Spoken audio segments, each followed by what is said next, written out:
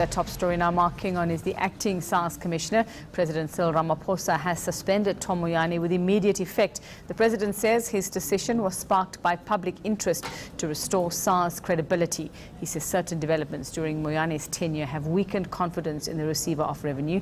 eNCA's Annika Larsen is outside Parliament for us to tell us more about this. Annika, a very good morning to you. And of course, this the writing was on the wall for Tom Moyane a long time ago.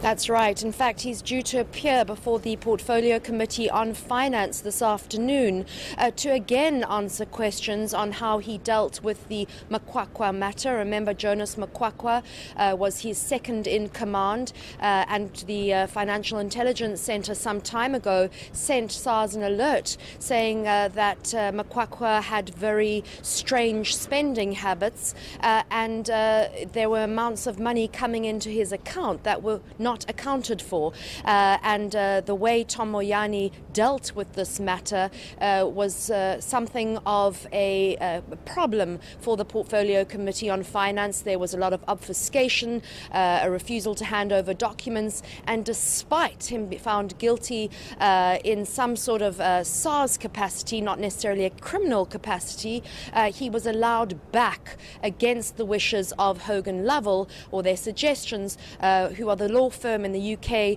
who were asked to put together a report on Makwakwa's behaviour. So there has been some belligerence from Tom Moyane, if you like, for the past few weeks, and he was due to come back here today to answer questions on the documents that he handed over under duress on Friday, detailing all Makwakwa's disciplinary directions and the Hogan Lovells report. But just to take you back on some of the allegations that have been swirling around Moyane's so-called protection of Makwakwa, let's have a look at this report I compiled a few weeks ago. When the Financial Intelligence Centre accused SARS second-in-command, Jonas Makwakwa, of money laundering, corruption and fraud, his boss, Tom Moyane, had little choice but to suspend him. Law firm Hogan Lovells conducted the investigation and a disciplinary hearing based on the FIC report. But when Moyane revealed that Makwakwa was cleared of all charges, he also reinstated him to his top job. But it's understood that the report's scope of investigation was so narrow, it only investigated a fraction of the allegations put to him, thereby clearing him of any criminality.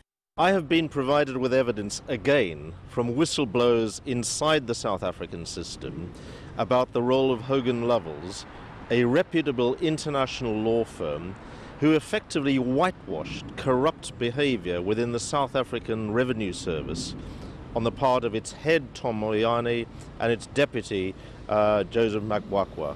And that, frankly, that is unacceptable. Now Hain wants Hogan Lovells' status as a recognised body in England and Wales revoked. And he's asking that the firm's senior partners' permission to practice as solicitors be withdrawn. I don't know. I haven't read that statement by Peter Haines. I don't know what he bases it on. And I think that there are processes already underway in the country that are going to determine the veracity or not of such allegations. And so for now, I work under the pretext that we have a commissioner in the Revenue Service. He has not been accused of or found corrupt in any court of law. And so he remains in force as the Commissioner of the Revenue Service. We need to continue working with him to improve our tax administration. SARS says the money that went into Makwakwa's account was from a relative in Zimbabwe, and the Hogan Lovells report was not a criminal investigation. The simple explanation that passes the test of employment relations. The police will go further and say, if you are saying my cousin give me, I'm just giving an example, if my cousin from Zimbabwe give me money, they can even go further into the cousin of Zimbabwe and check where did he get the money. You see, that's the police work, and that is the work that we are waiting for. But Hogan Lovells couldn't go that far because they don't have the criminal rights. According to Gigaba and SARS, it's up to the Hawks to announce whether it's going to press charges against Makwakwa. All right, Annika, and now we're also expecting that President Cyril Ramaphosa is going to announce that inquiry into SARS, the one he spoke about during his first State of the Nation address back in February. And we're expecting some announcement as to when this is going to kick off, who probably will be involved in this, the terms of reference and all of that. Are we expecting to see more heads rolling after that from SARS?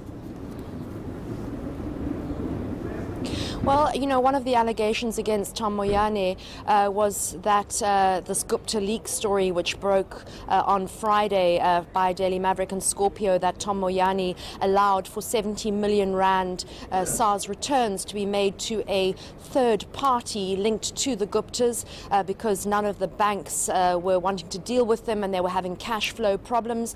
That also implicates a lot of lower level officials, including Tom Moyane's legal advisor.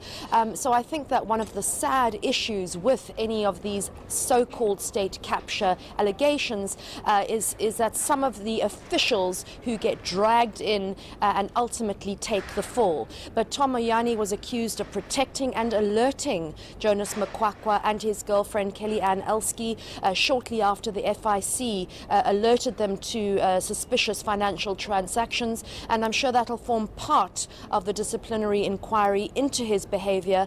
Remember that Malusi Gigabo, as finance minister, also announced an inquiry into the running of SARS. The bottom line here is that there's been a 50 billion rand revenue gap returns. So it's really about where is the money, installing public confidence again in SARS, getting the integrity of the tax collection agency back on track. And I think that that really formed the basis of Cyril Ramaphosa's decision to suspend Tom Moyane. Will he appear in Parliament later today? That's anyone's guess, but he is due to be here to answer questions at 2:30. All right, thanks very much for that. eNCA's Annika Larsen. She'll be watching out for Tom Moyane. She is outside Parliament already for us this morning.